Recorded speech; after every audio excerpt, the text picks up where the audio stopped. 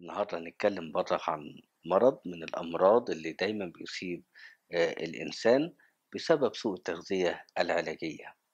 النهارده هنتكلم عن مرض حصى الكلى. تعالوا نشوف كده حد بعت لي بيقول لي أنا بيجيلي الأعراض ديًّا.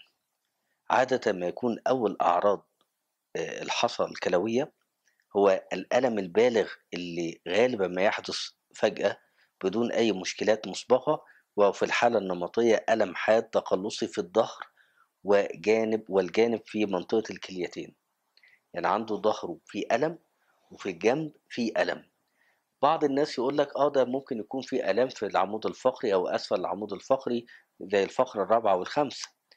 وبعض الدكاترة الشاطرين يقول لك لأ، ما دام في ألم في الضهر والجنبين مع بعض يبقى أكيد كده في حصى في الكليتين. هي إيه موضوع حصى الكلى دوًّا؟ تعالوا نعرف كده إيه هو حصى الكلى؟